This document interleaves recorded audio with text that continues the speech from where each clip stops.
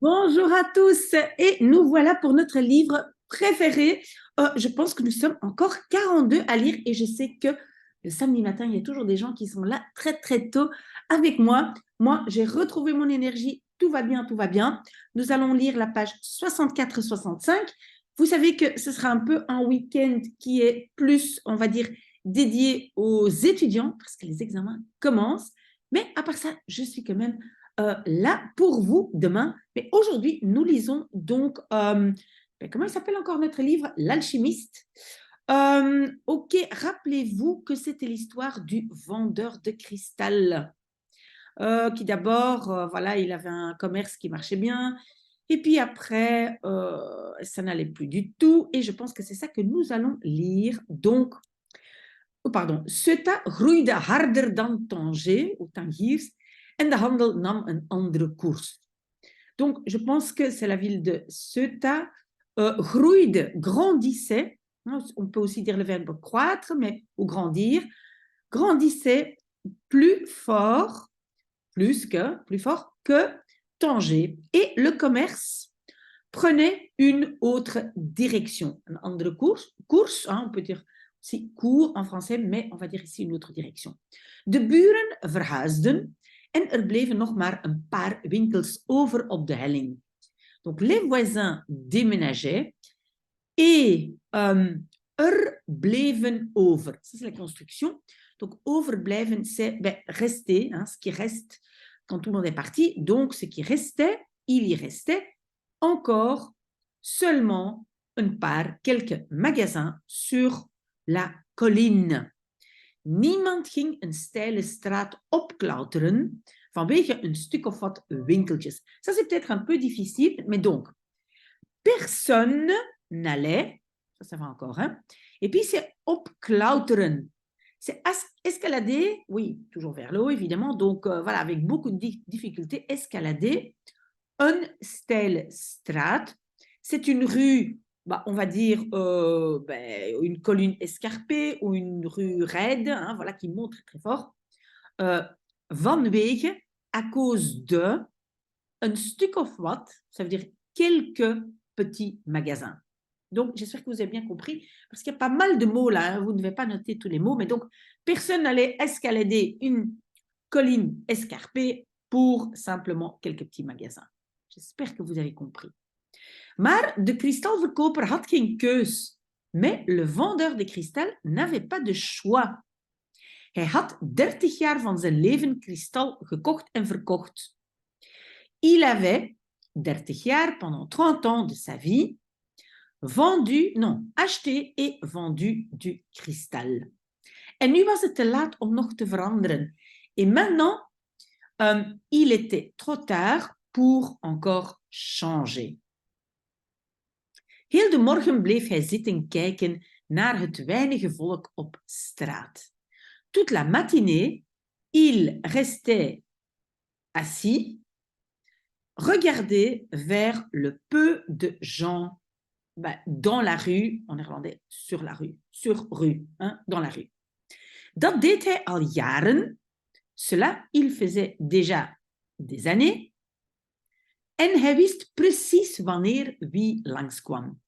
Et il savait precies exactement quand qui passait. Langskwam, évidemment, ça vient du verbe langskomen. Een paar minuten voor het middageten bleef er een buitenlandse jongen voor zijn étalage staan. Oui, vous le savez maintenant, un paar n'est pas une paire, mais juste quelques minutes avant le repas du midi. Et donc, le sujet, c'est un buitenlandse jongen, un garçon étranger, restait debout, bleef staan, restait debout, restait là, devant son étalage, l'étalage du magasin. Hij was normaal gekleed. Il était habillé de façon normale. Maar de ervaren blik van de kristalkoper zag dat hij geen geld had. Mais le regard ervaren, habitué, on va dire expérimenté du vendeur de cristal, voyait qu'il n'avait pas d'argent. Desondanks besloot hij naar binnen te gaan en even te wachten tot de jongen weg was. Desondanks, oui, ça c'est un mot utile, je pense, et ça veut dire néanmoins, il décidait de gaan, d'aller vers l'intérieur, hein, donc il rentre dans ce magasin, et te wachten, d'attendre even un instant, jusqu'à ce que le garçon soit parti. En néerlandais, on n'a pas de subjonctif, donc on ne va pas dire soit parti, mais était parti. Op de deur hing een bordje waarop stond dat er verschillende talen werden gesproken. Sur la porte pendait une petite pancarte sur laquelle er stond, il y avait marqué, que verschillende talen, plusieurs langues, y étaient parlées. Le i, c'est le er. Hein? Donc, on y parlait plusieurs langues. De jongen zag een man achter de toonbank verschijnen. Le garçon voyait verschijnen, apparaître, un homme derrière le comptoir. Als u wilt, kan ik deze karaffen en glazen poetsen, zei de jongen. Si vous voulez, je peux. Poetsen, c'est nettoyer, polir, hein, pour que ça brille. On va dire nettoyer ici. Nettoyer les carafes et les verres, disait le garçon. Zoals ze er nu uitzien, wil geen mens ze hebben. Comme ils ont l'air. Oui, eruit zien, ça veut dire avoir l'air. Comme ils ont l'air maintenant, aucune personne veut les avoir. Et donc, important dans cette phrase, c'est la construction eruit zien. Hein? Ze zien eruit. Ici, on a un rejet du verbe à cause de zoals. OK? Si vous voulez plus d'informations, n'hésitez pas, posez-moi des questions. De man keek hem aan zonder iets te zeggen. L'homme le aankijken, keek aan, le regardait ou aankijken est plutôt aussi dévisager, donc le dévisager, sans dire quelque chose. Sans rien dire, je pense en français. En néerlandais, sans dire quelque chose.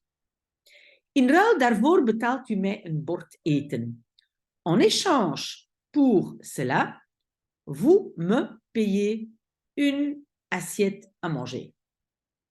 De man bleef zwijgen en de jongen voelde dat hij een beslissing moest nemen. L'homme continuait à se taire et le garçon sentait qu'il devait prendre une décision. In zijn herderstas had hij zijn jas zitten.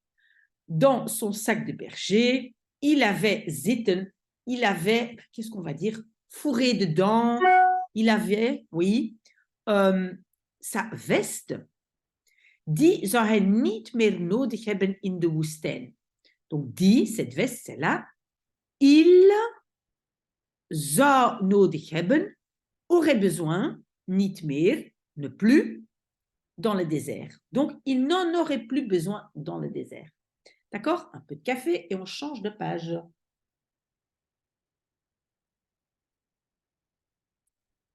Ok. Alors, hij haalde de jas eruit. Donc, eruit halen, il sortait la veste de là. Ça, c'est le i. Hein, non, pardon, le en. Il en sortait, eruit. En begon het kristal te poetsen. Et commençait à polir ou nettoyer le cristal. Een half uur lang maakte hij alle glazen en karaffen in de étalage schoon. Donc, pendant une demi-heure, parce que le lang, ça veut dire longueur, durée. Donc, en fait, il y a marqué une demi-heure de long. Et puis le verbe, c'est schoonmaken. La particule est schoon, nettoyer tous les verres et carafes dans l'étalage. In de tussentijd kwamen er 2 klanten binnen die kristal kochten van de man. Donc, entre-temps, hein, in de tussentijd, entre-temps, 2 clients, et le verbe c'est kwamen binnen, hein, particule binnen, entraient, c'est de binnenkomen, donc 2 clients entraient, qui achetaient du cristal de l'homme. Toen hij klaar was, vroeg hij de man een bord eten. Lorsqu'il était prêt, il demandait l'homme une assiette à manger. Kom maar mee, zei de kristalverkoper. Viens avec moi, viens avec, disait le vendeur de cristal. Hij hing een bordje aan de deur en ze liepen naar een piepklein kroegje bovenaan de helling. Il mettait, mais donc pendait, hangen, verbe de position, une petite pancarte à la porte et il marchait vers une minuscule, un piepklein, ça veut dire très très petit ou petite, kroegje, oui, normalement c'est un petit café, mais je pense ici c'est estaminet, kroegje, bovenaan, tout à fait au-dessus de la colline. Zodra ze aan het enige tafeltje hadden plaatsgenomen, glimlachte de kristalverkoper. Dès que ils avaient pris place à la seule et unique petite table, le vendeur de kristal souriait. Je had helemaal niets hoeven schoon te maken, zei hij. Tu, et ici on a un bon exemple. Rappelez-vous que quand on a le conditionnel passé, souvent en néerlandais il est remplacé par le plus que parfait, sinon ça devient trop long. Donc en néerlandais, si je traduis textuellement en français, c'est tu avais dû nettoyer helemaal niets, mais rien du tout. En français, la traduction correcte, c'est tu n'aurais pas dû. Est-ce que vous voyez bien la différence? Parce que aurait dû, si je devrais traduire, ça c'est zou hebben. Et on n'a pas zou hebben. Donc, ici, nous, en néerlandais, on utilise un passé, plus que parfait, pardon. Donc, tu n'aurais rien dû nettoyer du tout, disait-il. De wet van de Koran gebiedt eten te geven aan wie honger heeft. La loi du courant ordonne de donner à manger à qui a faim. Waarom liet u mij dan doen? Vroeg de jongen. Pourquoi vous me laissiez alors faire cela? Pas une bonne phrase en français, mais je pense que vous avez compris. Liet est l'imparfait de laten. Laten doen, laisser faire. Demandait le garçon. Omdat het kristal vuil was, parce que le kristal était sale. En zowel jij als ik moest zijn hoofd zuiveren van slechte gedachten. Et autant toi que moi, donc je devais purifier sa tête de pensées mauvaises. On devait donc purifier notre tête de mauvaises pensées. Ok? Toen ze klaar waren met eten, zei de koopman, lorsqu'ils étaient prêts de manger, en néerlandais prêt avec manger, disait le marchand, ik zou willen dat je bij mij in de winkel kwam werken. Donc, ik zou willen, j'aimerais que tu, chez moi, dans le magasin, venais travailler. Que tu venais travailler chez moi dans le magasin. Vandaag kwamen er 2 klanten binnen terwijl jij stond te poetsen en dat is een goed teken. Donc, aujourd'hui, 2 clients kwamen binnen, entraient, binnenkomen, pendant que tu étais debout en train de nettoyer. Et cela est un bon signe. De mensen praten veel over tekens, dacht de herder. Les gens parlent beaucoup de signes, pensait le berger. Maar ze weten niet wat ze zeggen.